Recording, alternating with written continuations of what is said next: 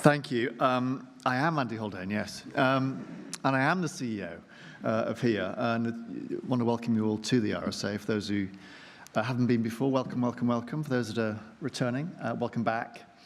Fantastic to see you all here. And a particularly warm welcome, of course, to our very special guest and speaker today, Alun Francis, Chair of the Social Mobility Commission. Alun's here to talk to us about social mobility, obviously, and its link to the economy. Now, these are two issues close to my heart. I like nothing better than the economy and social mobility.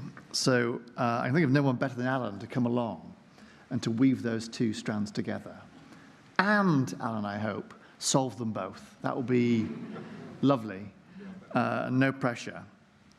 Because we need to, don't we? Both are stuck, both are stalled. We need some means of restarting both if we are to lift the lives of the many millions of people across the UK for whom the dream of progress has dwindled, perhaps even has died.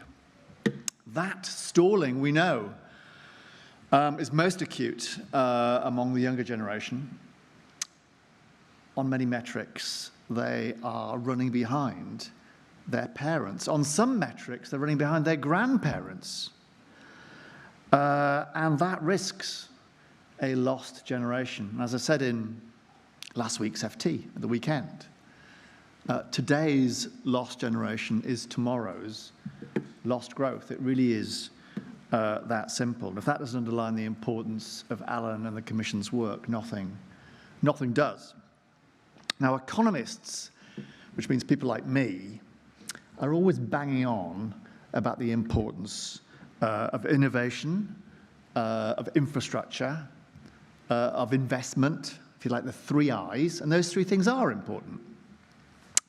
But it's the thing with two I's, us, people, that really hold the key to unlocking opportunity and unlocking growth over the medium term. And thus far, far too little attention has been paid to unlocking that opportunity, particularly in people and particularly in places that have got stuck. For too many people and for too many places, either their history is their destiny or their geography is their destiny, or most likely of all, both are their destiny. And breaking that link between geography and history and destiny could not be a more important task. Let me put it very simply to you. This government, no government, has any chance of making its national growth mission unless it unlocks the potential and growth in every part of the country and among most people in the country. That underlines the importance of today's conversation and of Alun's speech. Of course, as you all know, Alun somehow manages to juggle the Commission work at the national level with the fantastic work you do leading the college up in Blackburn and Fylde. And more will be said about that, I know, by Alun in his speech. But it really is a trailblazing model of how to unlock potential by aligning people and skills in place.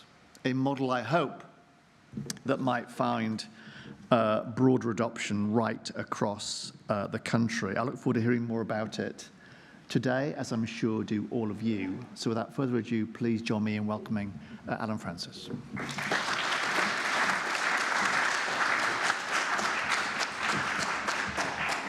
Thank you very much, Andy. So there's a sense of irony as I got up this morning to travel down to London from Blackpool, well, actually from Manchester. I live in Manchester, work in Blackpool, to talk to you about social mobility, just as the Chancellor is making the opposite journey. And to talk to people in Manchester about investments in transport to improve the economy across the country. And as I was coming down, I thought, well, I'll probably end up having to start off by talking to you about all the normal things that Northerners complain about when we come to London. The train was late, it was. The Wi-Fi didn't work, it didn't. The phone signal's intermittent, it was. But worst of all, just as we got to Euston Station, some absolute idiot spilt coffee on my shirt. So, which meant, of course, I had to go and buy another shirt. And I have to tell you this because you'll notice if you're close up, it's not very well ironed because it's straight out of the shop. And I don't want anybody thinking that we leave Manchester to come to London without ironing our shirts first, unless, of course, we're in Oasis, which I'm not. So, anyway. And I come to London to talk to you about social mobility, and I'm going to kind of put this in a provocative way, I think, because I'm going to say that actually there is a model for social mobility that works in London, but that's your model. And it doesn't work for the rest of us.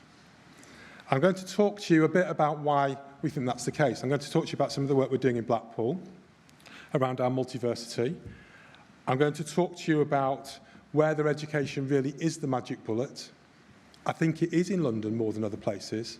And London is the one place where bottom to top social mobility is probably the easiest. It isn't the same in other places. If you are going to be poor, London is the best place to be poor. I'm not saying it's easy to be poor anywhere. If you're going to be poor, London is the best place to be poor. And if you're going to be poor and want a route through education, London is offering you the best opportunities in that respect. But that's not true of the rest of the country. And I'm going to argue that actually, if we want a model that recognises the differences across the country, we need to shift away from focusing just on education and say, actually, it's the economy. But it's not just the economy. It's particularly an innovative economy. So without innovation, we don't have growth, but it's not just enough to have growth, it's the type of growth. Because if we get that type of growth right, if it's innovative, we will get social mobility as a consequence of that. In fact, the two become almost the same thing. We get disruptive innovators disrupting elites, we get those new businesses and those new sectors growing, and we get them lifting those at the bottom. And those two things are not happening to that degree now. And that's partly, we think, because we haven't really understood that centrality about how the economy is really doing the heavy lifting or should be doing the heavy lifting around social mobility. And within that context, education can or can't play its role. And that has some really geographical aspects. So that's a very quick summary. I'm going to try and come back at the end to talk a bit about some of the solutions we think there are to that around place-based work and having a long-term view. And I'll touch on some things that I think are important and discussions about inequality, competition and education, which I think are important themes. But we're going to leave some things open for questions too.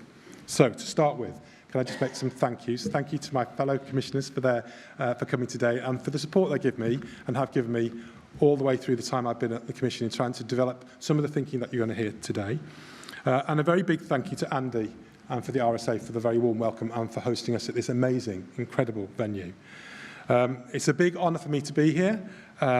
As you know, I'm chair of the Commission, I'm chair of a college, and there's such an affinity between the Commission's work, my work in further education, and the work at the RSA. If you don't know, the RSA was founded in 1754 by William Shipley, just at the time the Industrial Revolution was accelerating. And he had the foresight to harness some of the most forward-thinking, adventurous ideas of the day, and to really build the RSA around the principles of promoting innovation, applying practical knowledge to improve society. Those are things that in FE we see ourselves as being fundamentally at the heart of what we do too. And in encouraging solutions to economic problems. So it feels very appropriate that this is a venue to have this conversation in. The affinity is even stronger when we consider the recent achievements of the RSA under Andy's leadership. So since 2021, he's really reinvigorated that original vision to make it very much relevant to the country's current challenges. That's something, again, which I feel we do at my college, but also that we've been trying to do in the Social Mobility Commission in recent times.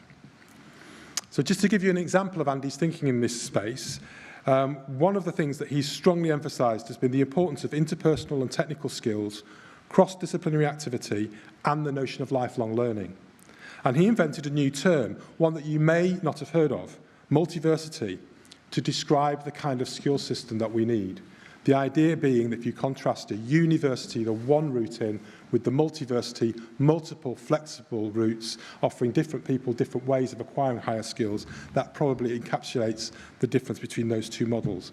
And in my day job at Blackpool and the Fylde College, we are quite literally bringing to life the idea of the multiversity in this country. So in partnership with our local stakeholders, with employers, with Blackpool Council, and supported by some government funding through what used to be called the Levelling Up Fund, I suppose it still is called that, just we don't have it anymore, we're building a £65 million higher skills centre right in the middle of Blackpool. It will offer apprenticeships and classroom qualifications of all kinds, from level 4, which is, for those of you who don't follow the lingo, that's what we would describe the first year of an undergraduate course as being, through to level 6. Some will be foundation degrees, which are 2 years, some are 3-year degrees, and some are 1-year programmes, and there'll be other more flexible qualifications alongside that too. So building starts this autumn. It'll take 2 years. So Andy, I hope that despite your impending career move and possibly a trip to watch the Ashes in Australia, you will have time in your diary to come and be with us when the opening happens and to see the idea in action. And I think the multiversity is a very appropriate starting point for this talk, because it really helps us it's a window into this question about social mobility and the economy. And from that starting point, I'd like to kind of get into that in more detail by asking 2 important questions. So the first is, are education and skills the silver bullet for social mobility? And is it education or the economy that really does the heavy lifting around social mobility? I think you know where I'm going with this one. I'm going to argue that the primary problem lies with the economy for the majority of the country, and that to improve social mobility for all, rather than the lucky few, what we need are mostly place-based strategies for innovation and growth, and ones based on making markets and competition work better. And that's quite a different approach to the conventional view, and possibly quite challenging, so I'm hoping we're going to get some good questions on this. So, is education and skills the silver bullet? We often hear this said. I can think of at least 2 or 3 prime ministers that have said that recently. And if we turn to Blackpool and the multiversity, the answer is not really, not completely. The multiversity is a partial corrective to the dominant model of social mobility. It really does offer alternatives to the 3-year residential degree and second chances for those who follow a different route. Some of those are people that did well at 16 or 18 but didn't follow it through at that age. They waited and they came back at a later time. Others are people whose education in school just didn't work out very well, and they've got back into learning later in life. The typical student for us is in their 20s, though they can be any age. They're often working. They've often got families. And as I say, they may have very variable histories in terms of education in the past. The common thing is none of them fit that conventional model. And yet all of them need those opportunities to fulfill their potential and make their contribution. They include those who can't or don't want to leave the place they were born and raised in. They don't necessarily want to follow that kind of Dick Whittington trajectory. And the multiversity caters for them, but it contributes more than that. It contributes something about place, which is something we're very interested in at the Commission. At the SMC, our current work is raising some really interesting questions about what people value in terms of social mobility. And what's emerging from a range of projects that we're doing, I haven't got time to tell you all about these today, but with the support of our commissioners and our team, we've got quite a lot of work coming. And what's emerging is that people often think about social mobility in very different ways to policymakers. And certainly they do that outside of London. They make, for example, a link between their individual narrative of opportunity and the place they belong to. That's perhaps something in London people don't need to think about too greatly, because the link is fairly obvious. But outside of London, that's not the case. And it's an important reminder that social mobility is a value. And being a value, it's about culture, it's about belief, it's about attitude. It's not just a technical thing. It's not just about the data. It's not just about what the economic aspect tells us. And actually, we see very little in the policy literature that recognises this fact about social mobility and the way in which people think about it. Our research is showing that where places are doing well, their people speak with a very positive outlook a sense of belonging and a brighter sense of their own and others' opportunity.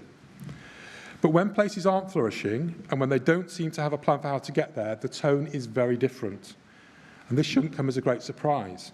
Anyone who has their eyes open and has gone around the country, particularly to coastal towns or to post-industrial places, will see just how local people are concerned about the decline of their places.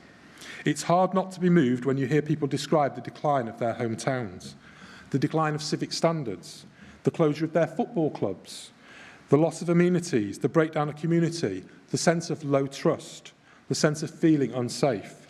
These are all characteristic features of the kind of things people talk about when they talk about their place and they feel frustrated and sad that the place is not doing well. Now, some leave to try their find better prospects elsewhere, and many come to London. And if not to London, to the other big metropolitan university cities. But some stay because they have no choice. And then there are those who feel their future is tied to the place, even though they could leave, but they don't want to. They want to stay where there's family, there's community, and where what they do is they hope that the place will improve, and therefore they can make their contribution in that respect. You'll very often find those people have followed the educational route, but they're working in fairly well-paid jobs, but they're rather like me. They're in the public rather than the private sector because there's just not a very big private sector to be part of. But you will find others who just have no other opportunity. There is no other way out. So our multiversity contributes to helping all of those people, and it also helps in terms of place-based mobility in this way, because it's part of a very ambitious regeneration project which is changing the town centre. Blackpool's history is that all the way along the promenade we have the hotels and the amusements. Just behind those we have what used to be the guest houses from the days when the tourist industry was very strong. Many of those guest houses have become houses in multiple occupation, and they are now homes to people who travel into Blackpool to live their life on welfare. The property is cheap. They're bought by absentee landlords who make their money through housing benefit, through our public welfare system. Those landlords very rarely come and visit. They never do repairs. I have to tell you that we're knocking down 2 entire streets of some of the worst housing that I have ever seen in my life to build the multiversity. And Nick, I can see you nodding because you came to see it. You came to see it 2 weeks ago. And it's shocking that there is housing of that quality in this country. So when we talk about the decline of place, the multiversity is doing 2 things. It's giving opportunity through education, but it's also physically changing that neighbourhood. The local authority are building houses to rehouse those people in better quality accommodation, but it's part of a programme of improving the centre of the town, and we're one of a number of projects that are being pursued to do that. And that's important because creating better civic institutions, especially ones which offer transformation through learning, is key to bringing back that local pride and that local sense of purpose. But whilst we will be making a big contribution, and we will be an important part of that jigsaw puzzle, the multiversity and the college's work and the other things we're doing are not enough on their own. And that's for 2 reasons. First, the key driver for opportunity is not education in itself, but it is the economy. And that's been the case for social mobility right the way through the 20th and into the 21st century. The thing that fundamentally has driven the opportunity to move from one occupational class to another and to improve income has been the changing economic structure. The fact we've shifted from an economy that was predominantly manufacturing to one that's predominantly services. And with that, that's allowed lots of people to change their occupational status, if you like, and acquire what we now call professional jobs. The traditional working class is much, much smaller than it was 100 years ago. And the professional class is much, much bigger. And that is also part of our challenge around social mobility. But it's important that we really acknowledge it's the economy that drives those opportunities. And that in this country, we have some very big differences, geographical differences in the spread of those opportunities in different places. Beyond London, even more so outside the major university cities in those post-industrial towns and coastal areas that I've talked about, there are just not enough highly paid jobs to sustain the whole community. And you can see this in our recent State of the Nation reports and the data in our Data Explorer on the Social Mobility Commission website. And I think, Nick, some of the work Sutton Trusted recently that people have seen around the Opportunity Index, which looks at it in terms of political constituencies, absolutely reinforces that view. Yeah, very similar. So that's the first reason. The second reason is that in those left behind places, we have some extraordinary concentrations of very disadvantaged people. And this is partly about money. But disadvantage is always much broader than that. So we tend to find overlapping issues: health, low skills, low qualifications, poorly paid work, and little to no engagement with the labour market, and a set of cultural issues that sit alongside that. They all sit together, and they overlap, and they mutually reinforce each other. I recently wrote about some of this in an article around welfare and the extent to which our welfare system should be a trampoline around social mobility, but actually it just isn't. Once you're in it, you're stuck, and it's very difficult to start to move out of that.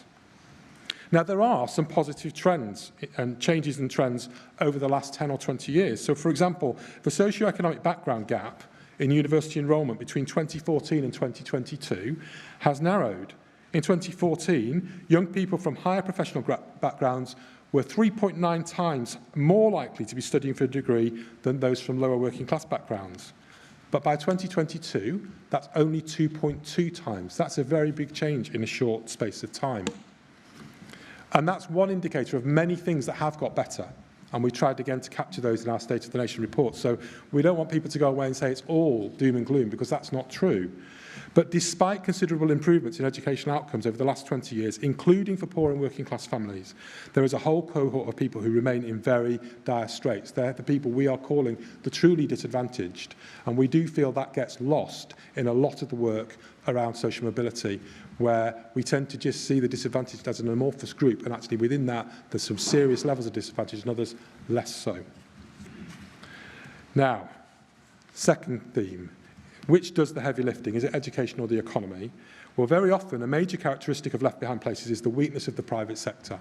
That is a common theme. Wherever you look, if you go to Hartlepool, you go to Oldham, you go to Blackpool, you go to Rochdale, you go to Sunderland, you go to lots of parts of the West Midlands, you'll find, and if you go to coastal areas in particular, you'll find some real challenges around the role and size of the private sector. And it's the economy, particularly private sector growth, that gives the context and vibrancy in which education can play its positive role. And the absence of a strong economy is a characteristic feeling of being and feeling left behind.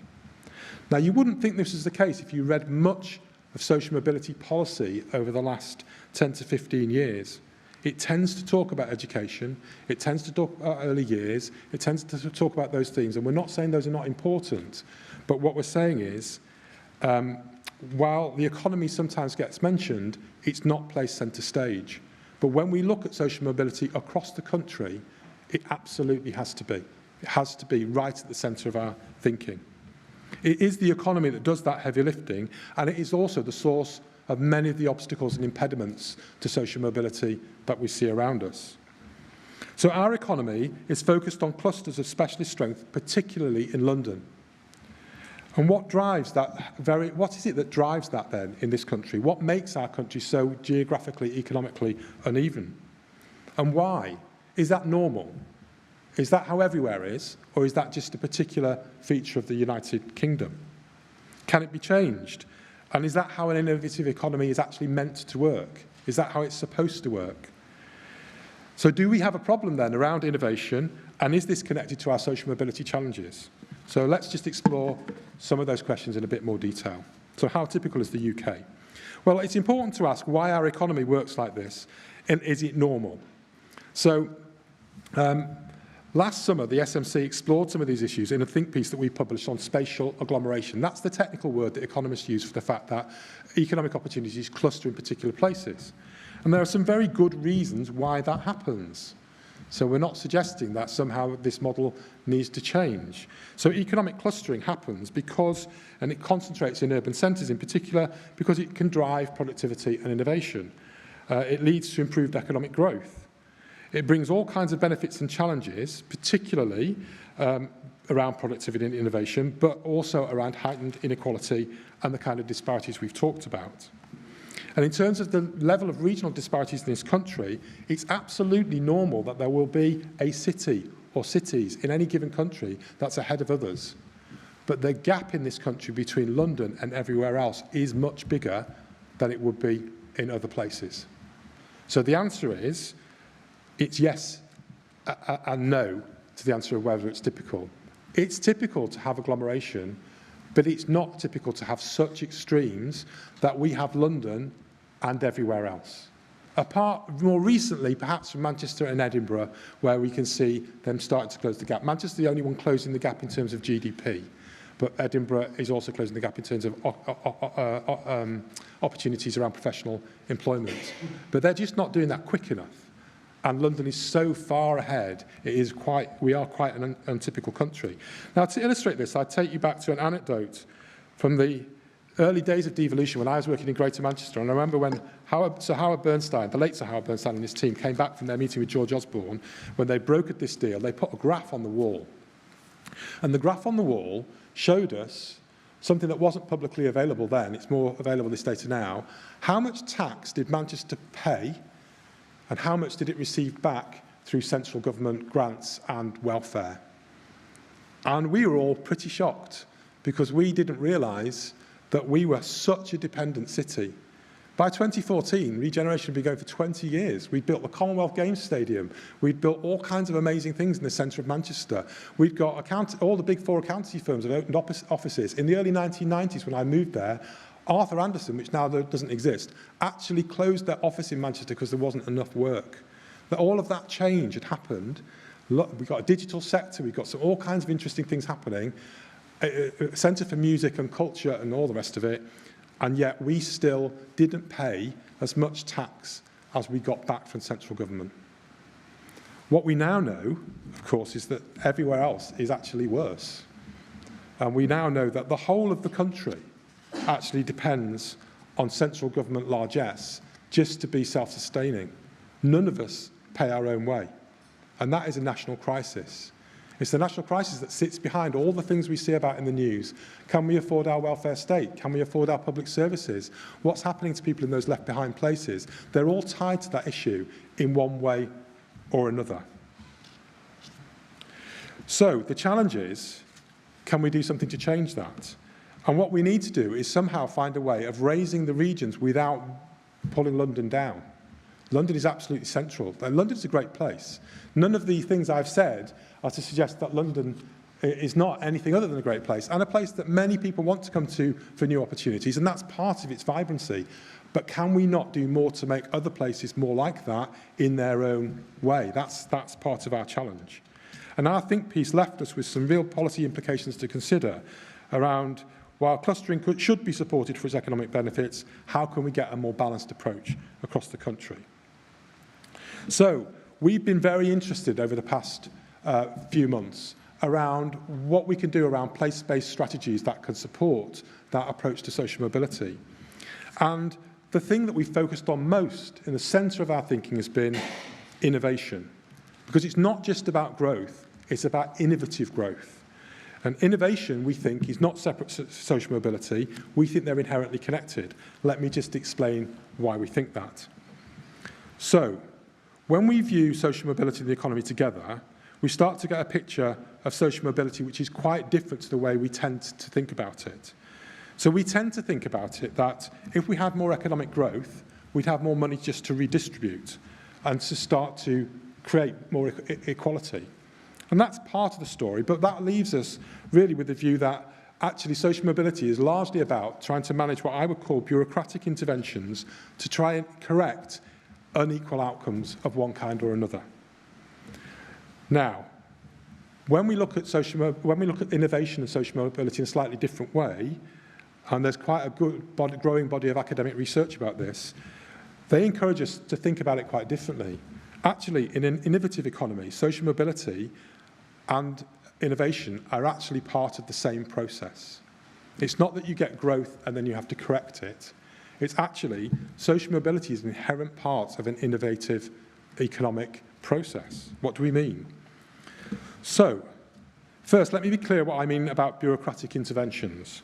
So what inspires much of the current social mobility policy is the idea that the social origins of those who end up in elite positions, mainly professional occupations, should be in equal proportions, bearing in mind where they started from. So as many people proportionally should end up in top jobs as if they came from the working class, as did for those who came from the professional or upper middle class.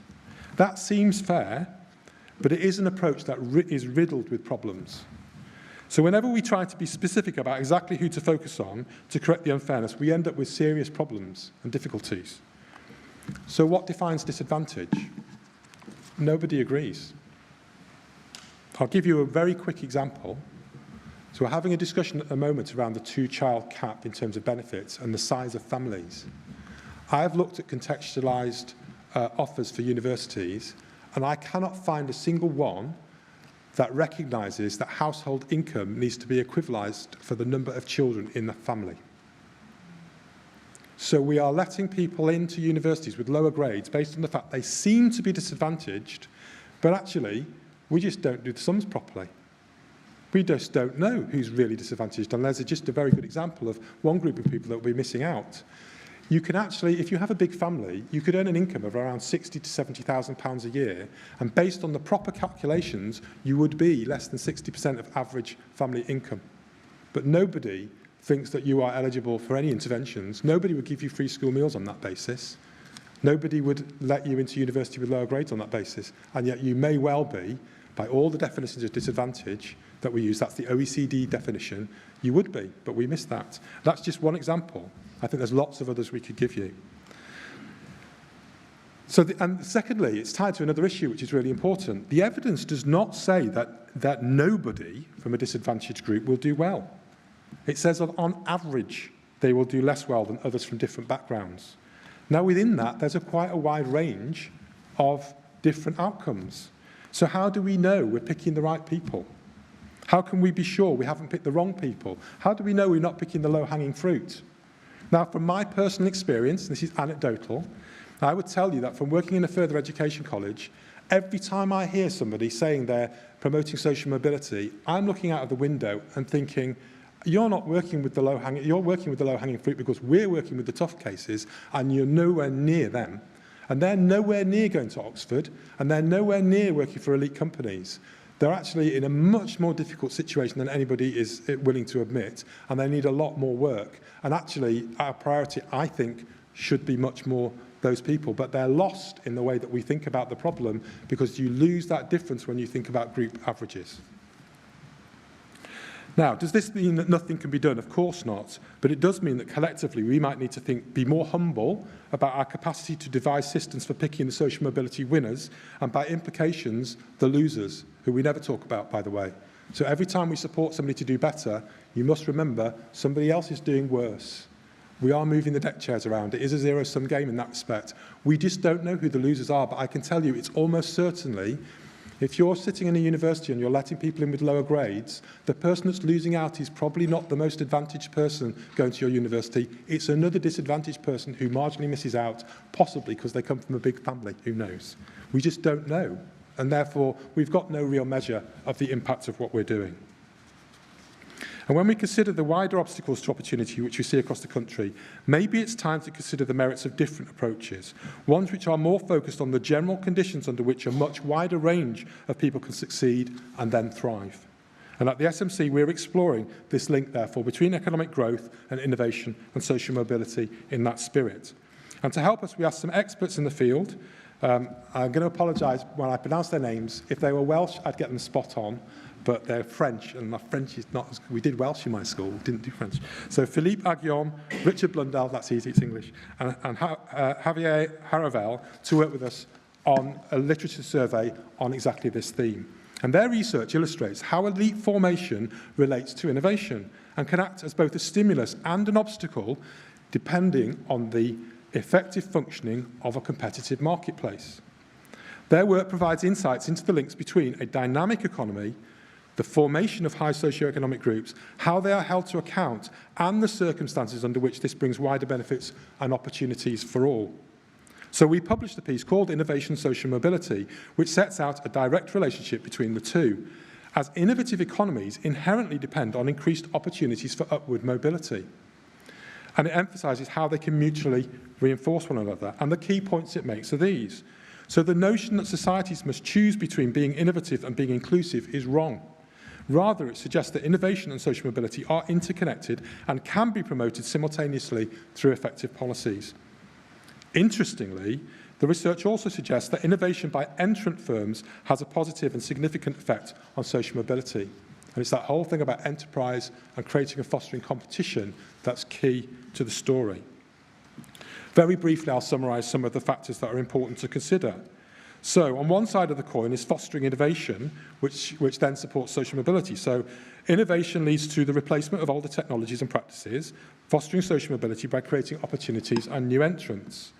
Entrant innovation by new market players significantly boosts social mobility, whereas incumbent innovation by existing firms doesn't have quite the same positive effect. It can do, but not quite the same. And this means that we should be thinking very hard about an area that we never talk about in terms of social mobility, which is competition policy. Reforming competition policy to focus on dynamic aspects of the economy, like entry and innovation, rather than static criteria like market share or the size of firms, they argue, can enhance both innovation and social mobility. The other side is, of course, it's mutually reinforcing. By fostering social mobility, we get more innovation. How do we do that? Well, we start then to be able to think about how we foster innovation outside of the clusters that are already strong.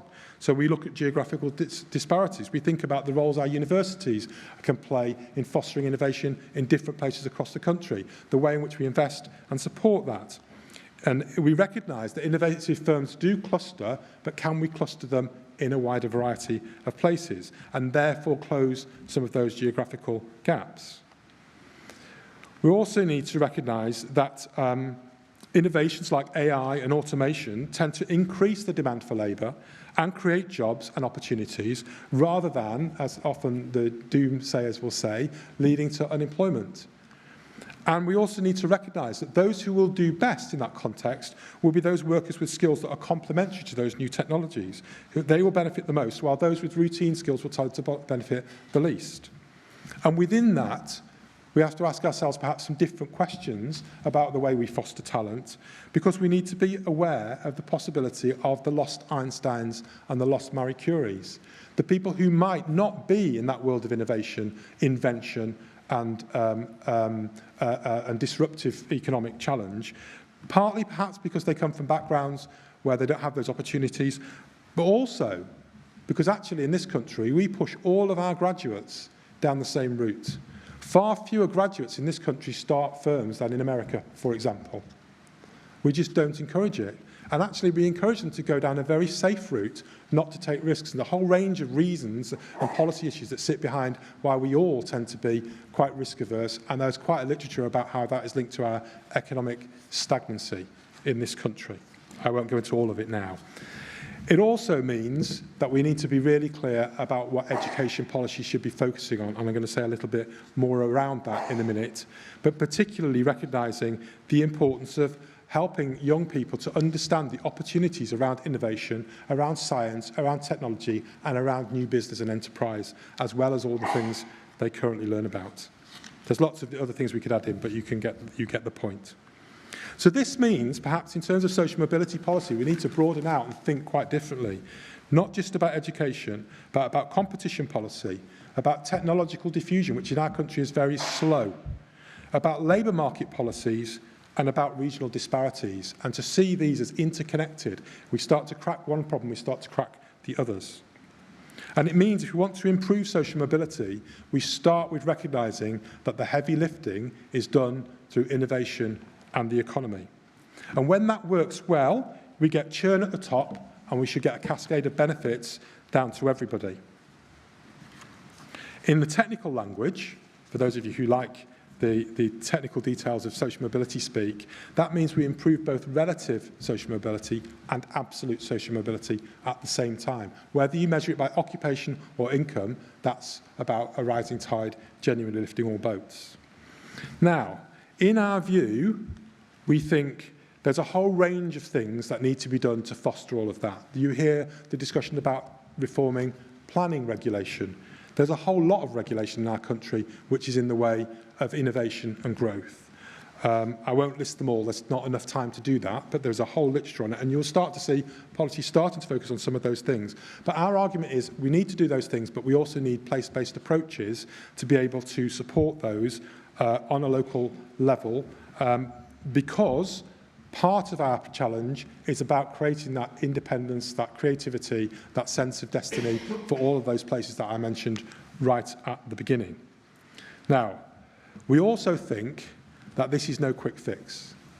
And we've been quite open and quite conscious of the fact that we haven't produced lots of policy positions that we think are going to say, well, in the next 9 months, the next 12 months, the next 2 years, let's do these things and suddenly it will all change.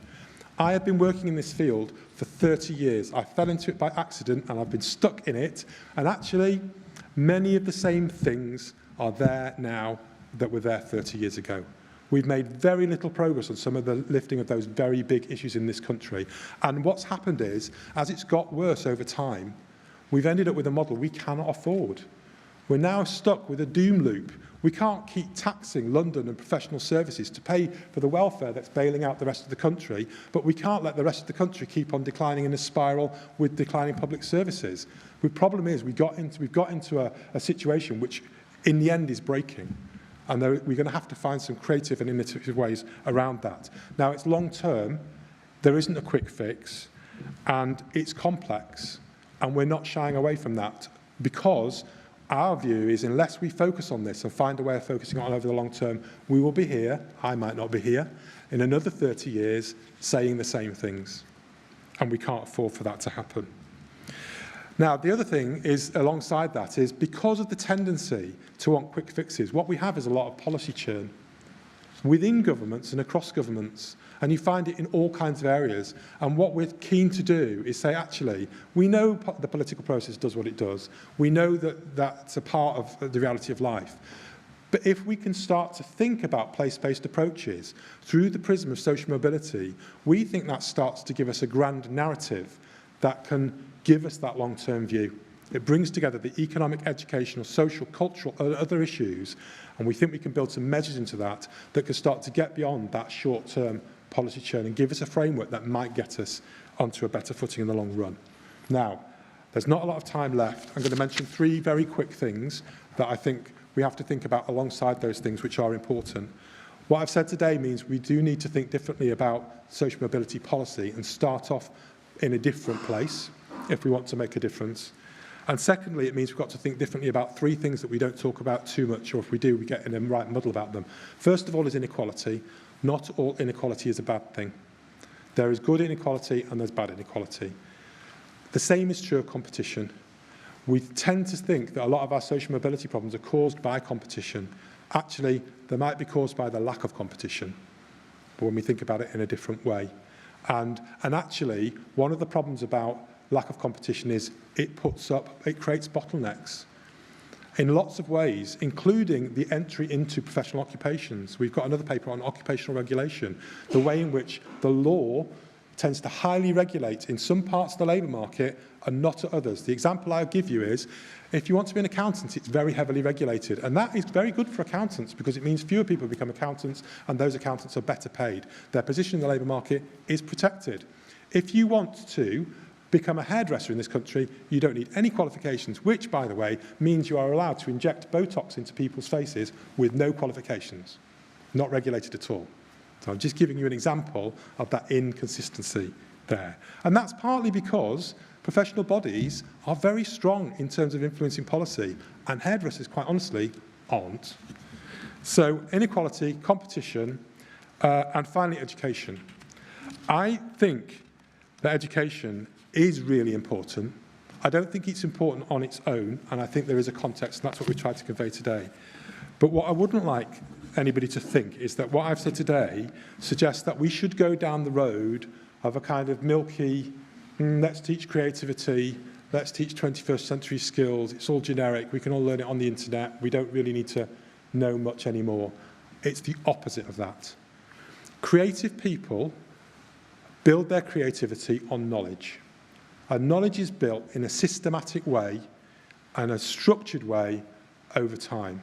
Now, we can talk about this in an academic context, but I'm not going to. I'm going to talk about cooking, because that is one I'm sure you can all relate to. The way in which knowledge works and allows you to disrupt and be innovative is this. My son-in-law is an absolutely brilliant elite chef. I am a very average amateur cook. So I can follow a recipe, as long as it's not that complicated. But I can follow the recipe, because the recipe is going to tell me what I do in what order. But my son-in-law, Steve, invents new ones. Why? Because Steve knows how food behaves in different contexts, in different heats, in different circumstances. He understands the science behind it, and therefore has powerful knowledge, which is the knowledge you need to be a disruptive innovator.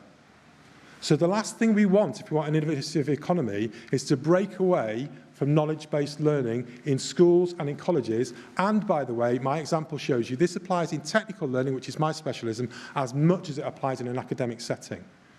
That approach to building systematic learning must remain, because that is key to people having the knowledge to be disruptive. Not everybody works in the same way, but you will find that all disruptors have that wider level of knowledge. But that also leaves us with a really difficult problem.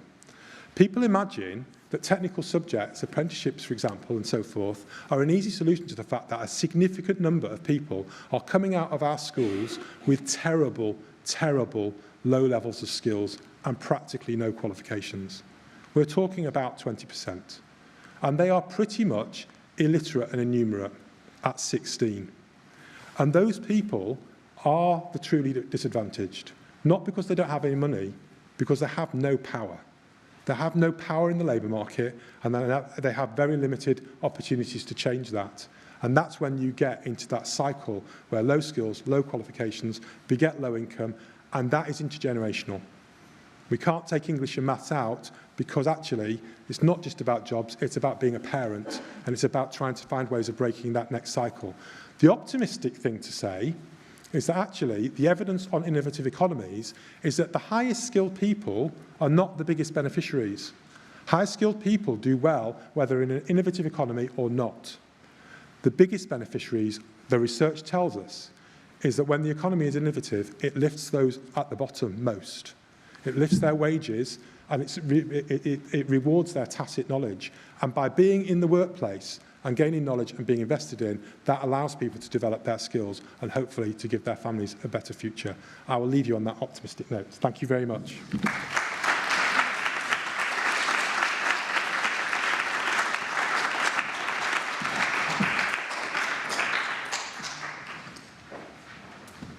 Well, thank you, Alan. Is that working? Is that working? Sort of? Yes, no?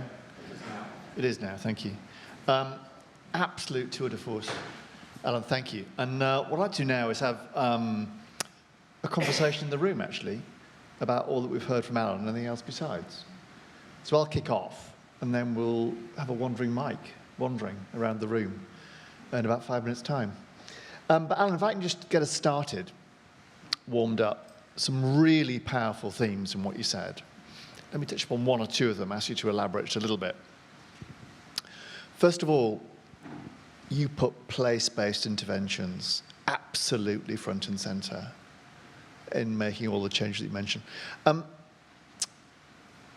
What needs to happen to enable that place-based innovation to occur? We remain the most centralised country in the Western world, and places aren't masters of their own destiny. What can we do to change that? So, having talked about technological diffusion, I can't work out how to turn the mic on. So, thank you. That's great, thank you. So I'll try and keep the answer short. And some of my colleagues in the Commission are doing some really good work on this at the moment.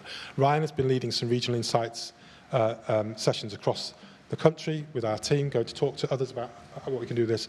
Rob is leading a group looking at some of the questions around the economy that we've been talking about. And we as a Commission are committed to doing some further work on place-based things, so you'll expect to hear more from us in detail. So it's work in progress for us. But I would say devolution is a starting point, but actually there's quite a lot further that things can go. I kind of increasingly, I've been a devolution skeptic for a long time. I also was a skeptic when mayors started, because I think it made it political, and that can bring all kinds of other things into the story. However, I actually just think that whole issue about the local approach is the right one. So what do we need to do to foster that? Well, I think there's some more radical things we can do. I can see Alison sat at the back. Alison recently wrote a report on apprenticeships where she advocated devolving the apprenticeship levy much more strongly. We don't know what the levy is going to exactly look like, but actually I can see the argument for that, because one of the problems we have, and I know Tom is writing about this at the moment as well, is a highly centralised skills system. And actually what we need is a skills system, well, if we want to copy the best skills systems, they have a local ecology about them. So I do think that there's some more radical devolution. I also think that devolution, though, needs to come with some much bigger challenges to devolved areas.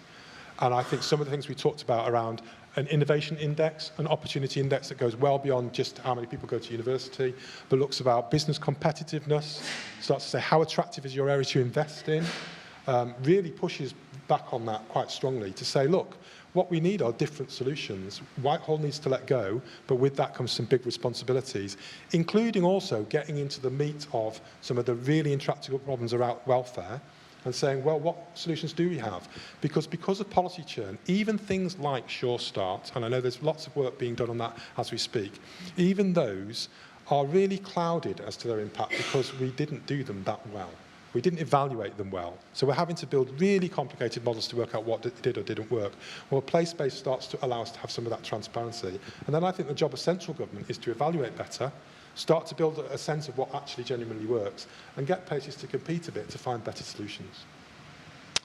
Is that working now? It is working now, oh my God. A second key theme throughout your speech, Alan, was the importance of innovation. Now, innovation requires innovators. And you made mention of this phenomenon, the lost Einsteins, the lost Marie Curies, which is the much, much lower likelihood of you becoming an inventor or an entrepreneur if you're from a poorer background. What can we do to rediscover the lost Einsteins and Curies? So I think this concept extends more broadly than just social background, in the sense that we've also got far too many people who are doing well in terms of education following the same route. And actually, a broader range of opportunities would suit everybody better, and I think we'd all benefit. So I'll give you a very brief example.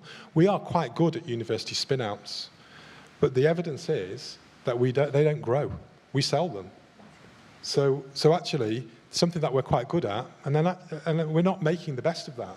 Now, if we did that better, and we were able to grow more of those firms, and they were in locations outside of London, you could see the obvious benefit of that. It's not just the benefits of the direct benefit of those who work in them, it's the benefit across a local economy. So my hairdressers benefit if there's more people with higher income, because they'll just give you a more expensive haircut, and you'll be willing to pay for it because you think it gives you higher status.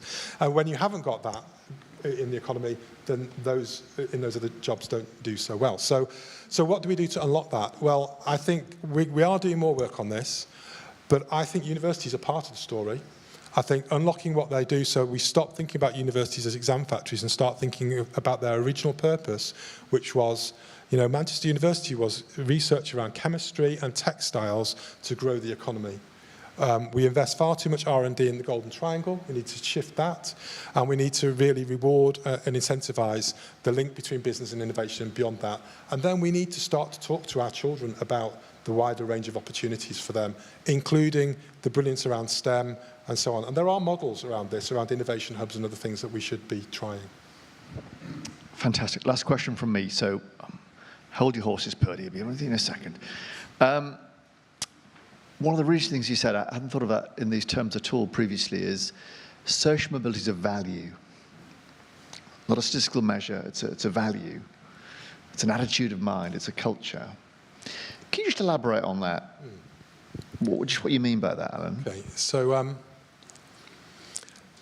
in the social mobility world, everybody thinks that upward mobility, particularly if you're born into a poorer family, is a good thing. It's just not that clear to me that everybody else thinks that. People think, so I'll give you a really good example. before working in Blackpool, I worked in Oldham for a long time. And in Oldham, we have a very significant Pakistani and Bangladeshi community. You will find a lot of taxi drivers with degrees. That's because in those communities, extended family is very, very important. To the extent that you wouldn't leave the area just because there weren't any jobs that were degree-level jobs. Because it's more important to be part of your family and to support your family. Now, actually, that's not something that white British families do, and actually, you might argue that that's also part of some of our other problems. So, you know, part of the problem around why so many old people don't have any relatives living near them, why we've got some of the big problems we've got around social care, you know, because our model is move away, leave, and so forth. So that's what I mean by it being a value. Now, just before I finish, I know I've gone on long enough, that has a positive and a negative side. And I'll give you another example, which is that, so my son has followed the traditional model, grew up in Manchester and now works in London in the financial services. And he says his friends in Manchester are completely different in outlook to his friends in London in terms of their level of kind of competitiveness. The London ones are obsessed with competing for better jobs, buying a house and so on. And the Manchester ones are saying, well, I'll do that, but I'm going to watch City on Saturday, and I'm going out, I'm going to do some other thing. And they're just different, just that slight difference. Now, the question we've got to ask ourselves is, well, who's right and who's wrong? It's a difficult one. We could argue, but we've got too much of the Manchester in our country, and we need a bit more of that thrusting aggressiveness. On the other hand, you might say, but there's a balance to that, and that is about values. It's not, there isn't an answer, is there? It's about values. Yeah. You know, and where we sit, I don't mean the RSA, I mean London, is the most miserable place in the UK. Something to cheer you all up. Purdy was first. I'm going to go to Purdy. I'm going to take questions in threes, so try and keep them brief, and I'll come back to Alan. So just here first. Just wait for the mic so we can all hear what you want to say. Purdy Fraser from National Numeracy.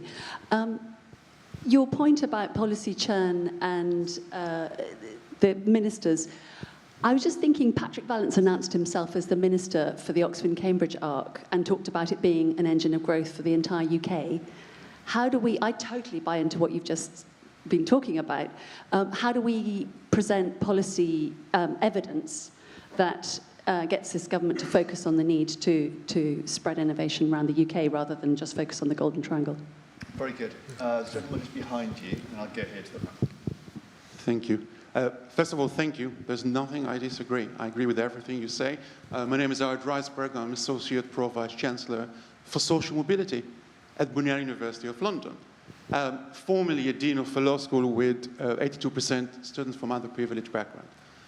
3 quick questions, notes. How do you capture those that are not coming or are not part of what you described at the university and so on? I had a chat with Ryan last week, and you're doing amazing things. You're going around the country, you're going to Birmingham, you're going to Yorkshire. But those people who are coming there because they're connected, because the 15 or 20 people that come into the room and know about that. What about those kids that do not go to school, that will not come to these meetings? Where are they? Secondly, connected, you talk about innovation. Can you please explain to, if you may, because with a law and economics background, I'm really, really always worried about the detail. What about a 13-year-old living in, because you use an example with a family with multiple children, right? He's got 8 brothers and sisters. He's 12. He can't go to school because he needs to work in 3 different jobs. He's a carer, but he's got an incredible idea. He's on TikTok, and he's invented something that needs to be supported and can actually scale down. He understands the issue. He's not even thinking about going to university. How are we going to reach to this person, her or him, if we're constantly focusing on these things? And why are we doing all these conversations in London? Where are all the rest? So why are we doing this if we know that? And finally, on university, because I have a close affinity to that, I think, I can only speak for my university, but I've been 10 years at UCL and leadership roles and 8 years at Oxford and other universities. So I know the sector quite well. Universities do quite a lot on civic engagement, and that Brunel sits within an area which does huge amount of collaboration, including innovation laboratory. We're bringing people and businesses around. What they tell us is, there's so much red tape. There's so much problems in getting the growth. So it's not universities do not try, it's that when universities try and do it, there's always something else that stops it. Thank you very much. Great, thank you. And down here, and then we'll go down. Some exercise in. Just here. Thank you. Hello, Alan. Hello. I wondered, do you feel that generically, when we're talking about social mobility, we have a tendency to focus on progression to undergraduate study as a country? And if so, does that matter? Or does it present us some challenges in thinking about the place-based approaches for individuals? I was thinking about it when you talked about the multiverse and also good inequality, which sounded really interesting. Okay. Alan. Right, so now you're testing my memory to remember in which order. So on the R&D arc, I do think there's quite a lot of work happening to try and raise the profile of that. I think, and it is something we will come back to in our place-based work. So I'm not going to give you an easy answer because we haven't really got to the point when we've really thought that through, but it's very important in terms of the kind of wider picture that we've been describing. In terms of the young person, with the idea and the TikTok thing, I don't know is the answer to your question. I don't know what we do. I'm not quite sure. But in terms of your point about universities, I think we recognise that universities do a lot around innovation, but that's not what we've been recently focusing on for universities. We've been focusing on them about giving people degrees and actually refocusing them back to their original mission, which is research, the truth, pushing back the frontiers of knowledge. I think there's a real lot in that. And I do think you're right about the red tape, and I think the work that we're doing is starting to unlock some of the issues that need to change to take that red tape away, because it is clear that actually innovation is strong in this country.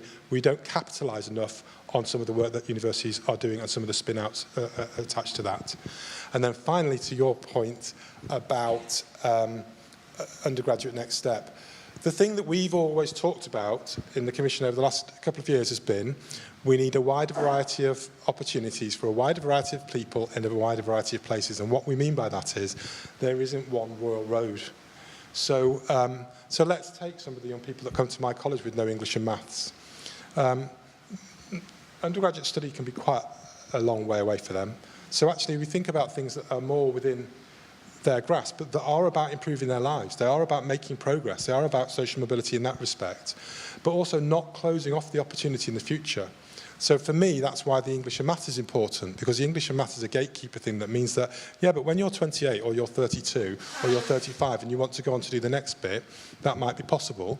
And that's why in the multiversity model, it's not all about 3-year degrees or even 2-year degrees. It might be about 1-year qualifications or even micro qualifications so that people can do them when they're ready. Now, I don't think there are other solutions apart from create flexibility over a lifelong term so that people, when they're ready and when their employer needs it and when the circumstances are right, they can improve their skills. But everybody should be able to constantly improve in that way. And at the moment, there's too many bottlenecks that stop them doing that. Fantastic. I'm going to go here and then right at the back there after that. Thanks. Tom Buick. Alan, thanks very much for putting forward a really profound and challenging thesis today. I mean, like you, I've spent 25 years or so in the FE and skills sector, and I think it's just fantastic that we've got someone like you from our sector chairing the Social Mobility Commission. Really, I want to touch on the point which you referenced, I think, several times in your presentation about what you might term the leave to achieve phenomenon, which is arguably a very British thing. Doesn't mean to say there aren't other countries, advanced countries, where people gravitate to the big cities. And a lot of it's driven, frankly, by our class system, which is still around. And I think it's good to see the Sutton Trust, for example, today remind policymakers that in a world of sort of protected characteristics, of immutable characteristics, actually social class is still a key driver of opportunity or a lack of opportunity in this country. But really, I just want to ask you this question, because it's come up, and I think, Andy, you mentioned this as well, about the Treasury orthodoxy, the centralisation of our state that's been there for arguably 1,000 years in some form or other. Do you think it's time actually we're really radical and not only looked at, for example, abolishing the House of Lords and replacing it with a Senate, but also, like we see in the Crown dependencies and places like Gibraltar, a chief minister, that oversees all of those key policy areas with just a population of 30,000 people. Why can't England have, like it did pre-1066, regional governance where there really are chiefs who are responsible for their communities, and not just sort of have this sort of, devolution of parent-child relationship that we see, but something really meaningful? Very good. We're in the corner there, while the mic's going across. That one, Alan, was, do you fancy a peerage, that one? Hi, Claire Thorne. I lead a charity called Tech She Can, and also venture partner at an organisation called Deep Science Ventures. We build deep tech companies. I really loved everything you were saying, Alan, of course. I think at Tech She Can, the charity, we see the need firsthand on the ground in classrooms across the UK, predominantly working outside of London. We recently did an AI summit for schools, the first in the UK, for 250 disadvantaged children from education investment areas. And the sorts of things they were saying to us on the day were, I didn't realise so many people cared about us. And it's those personal stories and the nuance of them that gets lost in this term of social mobility. And I wonder what we can do about pulling that out a bit more. I really welcome what you were saying about the regional disparities, because again, that nuance is lost at every round table at DC, etc.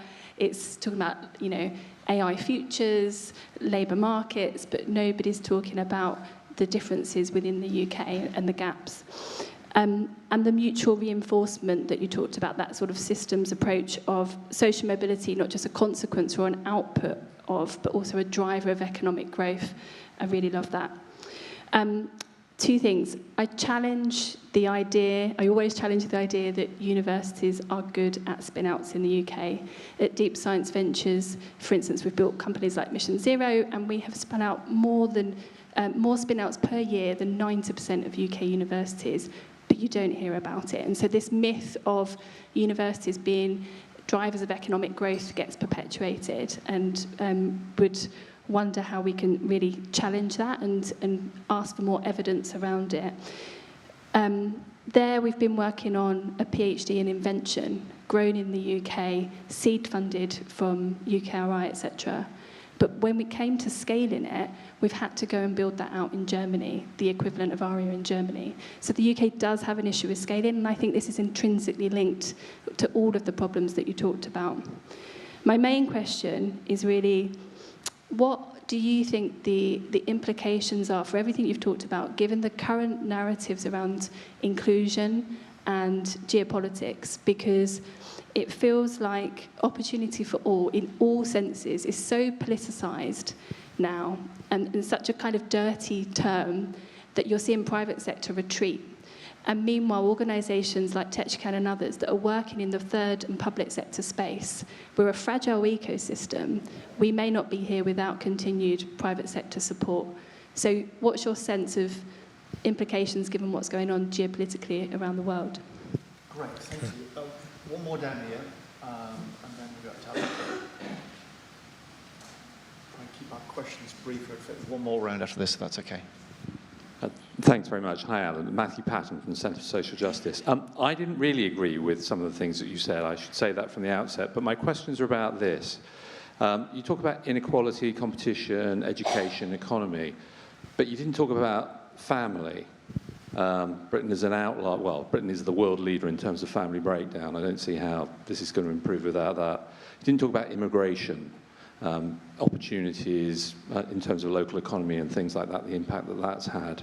And you didn't talk about education, or rather you did, but you didn't talk about the crisis of school absence. 1 in 5 kids persistently absent, 170,000 ghost children. Nothing's going to improve without sorting that out. So my question is, what is your relationship with government to change this? Because is that not really what you're about? Very good. Are they listening? Alan. So should I do those last two? So yes. Just remind me, we've got the one at the back. We had, what was the first one? Tom's. Okay. So on the devolution question, I think that's something we're chewing over, Tom, what that would look like. I'll just make this observation. We've just got to be a bit careful in not creating structures that just reproduce Whitehall locally. This is about really recognising that some of the solutions are about growing the private sector economy. It's about enterprise, and it's about finding the ways of doing that. And in that sense, I think what we want to do is be thinking about, well, what kind of active state is required to do that, not just reproducing Whitehall at a local level. And I can't really say more than that at the moment, so I hope that's a good enough answer for now. In terms of the person at the back, we'd love to hear a bit more about the work that you're doing, and certainly Rob at the front here is chairing our group that's looking at this in more detail, so it'd be good for the team to just pick up your details. And I suppose the geopolitical thing overlaps, Matthew, with your question a little bit as well, in the sense of, you know, we've got a whole range of issues about immigration, about welfare, about families, about populism and all of those kind of wider issues. I think you're right to raise the question about family. There was just not quite enough time to talk about all the things that we're interested in, but I ended on education because that bottom 20%, we've got to really start to understand what is exactly going on there in ways that we haven't in social mobility. We don't talk about welfare. We haven't done in the past much.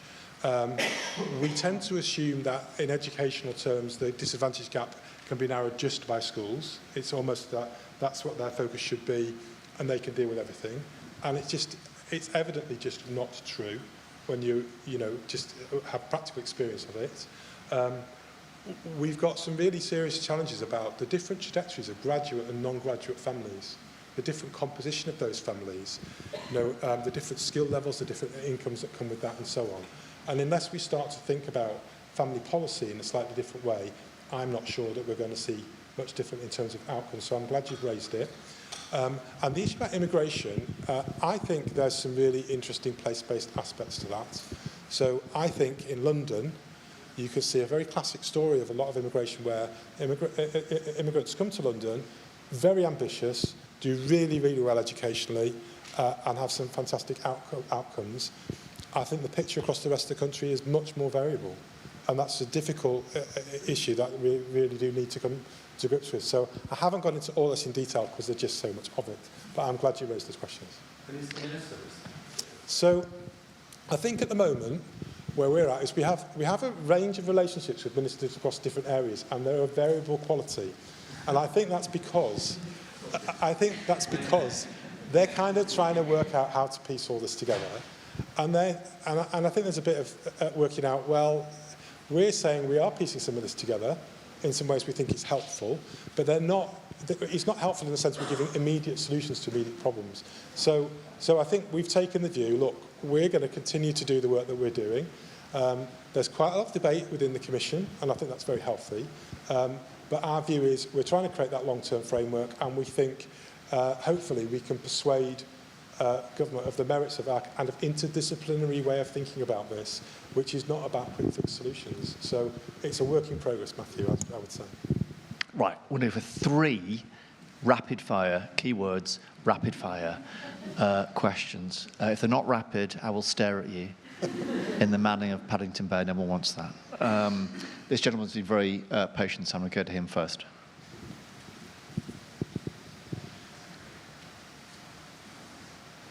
Thank you. Thanks for your delivery, Alan. Like you, I come from engineering and FE.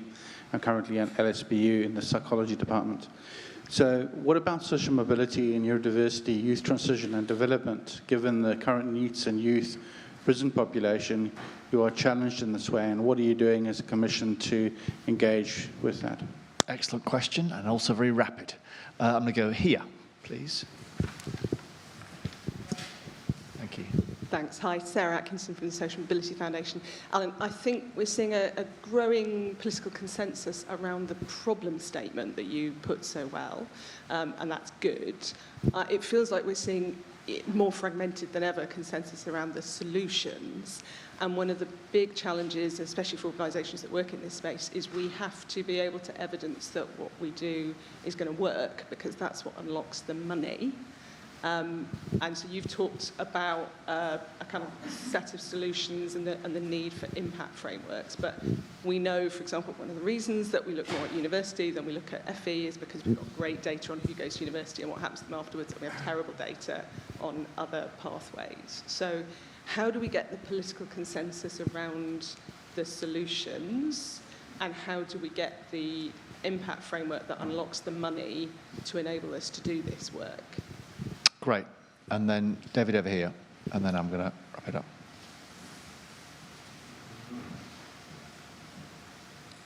Thanks.